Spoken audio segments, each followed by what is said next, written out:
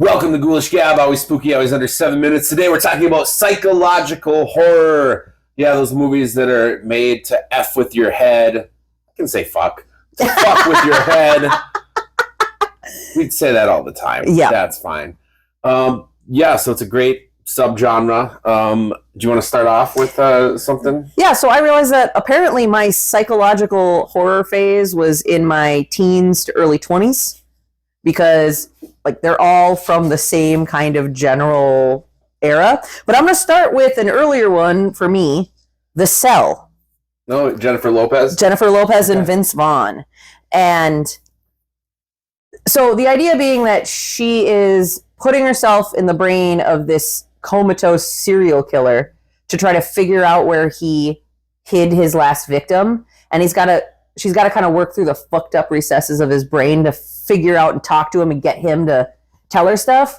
And the shit in this man's brain, holy crap. There's the most iconic scene is there's this part where there's a horse and then all these glass panes fall on the horse and then it splits it into a bunch of equal slicey little parts and the heart's still beating.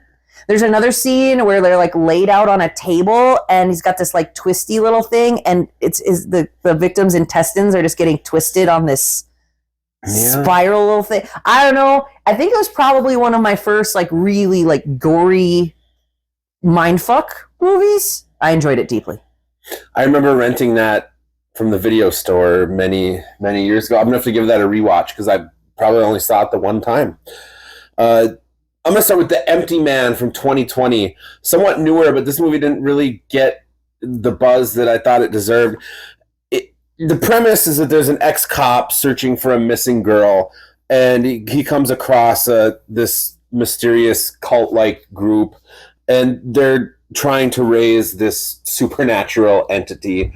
I don't want to spoil it more, but what's great about this movie is it starts, and for the first little bit, you're like, okay, this is this kind of horror movie. But then you get farther into the first act, and you're like, wait a second, no, this is this kind of horror movie. And it keeps going, and you're like, hold on a second, no, it's this kind of horror movie. But it's many kind of horror movies, and it does a great job of just fucking with you on a couple different levels. So if you haven't seen The Empty Man, I would highly suggest checking it out because it's not what you think, and it never is until it gets to the end. Lost connection to the internet. Please try again a bit later. Thank you, AI. So then I haven't seen that one, and now I'm kind of intrigued. All right, I'm going to have to give that one a shot. Well, you said it was called The Empty Man? The Empty Man. Okay. For my next one, we're going back to the early 2000s with Donnie Darko. A staple movie for every mall goth in the world. Jake Gyllenhaal stars as a fucked up teenager with fucked up thoughts. And everything in this movie is pretty fucking weird. It gave us a lot of very good quotes, like, tell me exactly how does one suck a fuck? I thought it was eat. No, it's suck a fuck. Is it? It's Okay. suck a fuck. I'm almost positive. Okay. But I only watched it once, to be honest. Frank the Bunny, some part of me wanted to be like, ooh, he's so cool because mall goth. But then another part of me was just genuinely freaked out by this weird-ass bunny mask dude that lives in Jake Gyllenhaal's head. The ending, I really deeply enjoyed. If you haven't seen Donnie Darko, I'm not going to spoil it for you, but it involves this, I think they called it a tangential universe or tangent universe. There's basically multiple timelines going on. And again, if you are at any point liked to shop at Hot Topic or Spencer's Gifts, you should probably watch Donnie Darko. Starry Eyes from 2014. This is another one. It's got a really cool atmosphere. I think it's another movie that just didn't get the traction that it deserves. There's a desperate young starlet. She's trying to break into an acting career, and she ends up kind of uncovering some secrets of some Hollywood elites, and then enters into kind of a deadly agreement. In exchange for fame and fortune. But she really enters this nightmare world, and you're trying to figure out what the fuck is going on and what is real, if any of it's real. And it does a good job of just fucking with you, as well as the characters being fucked with. Alexandra Esso is in that, and you'd probably remember her.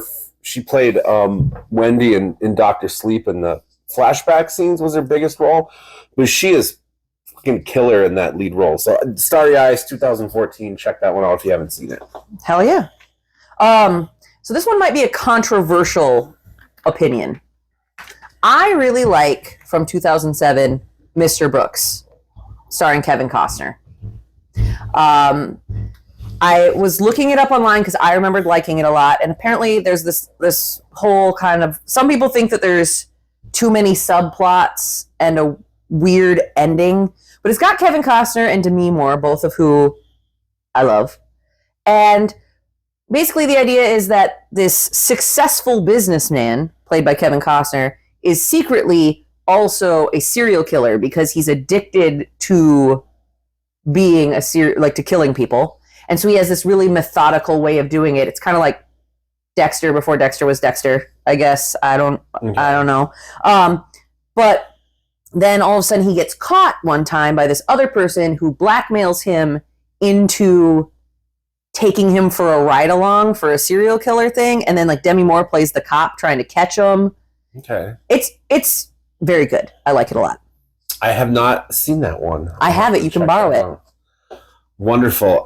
One last quick one here. Triangle from 2009. I've talked about it in videos before. It's so tightly put together, and it just brings you on this fucking ride. And when everything comes together, like when you put the pieces together, you're just like, holy shit, this is brilliant. Absolutely watch that one as well if you haven't seen it. I don't want to spoil anything about it because it's so good, and you just have to go in knowing nothing about it. At this point, Corey's going to start recommending Triangle every 3 videos until you all fucking watch it and tell us you've watched it so he can stop recommending it. It fits the theme. I think it's only the second time I've talked about it. I was making a joke. I know. All right, that's all the time we got for today. Tell us about some of your favorite psychological horror movies in the comments. That's all. Okay, bye.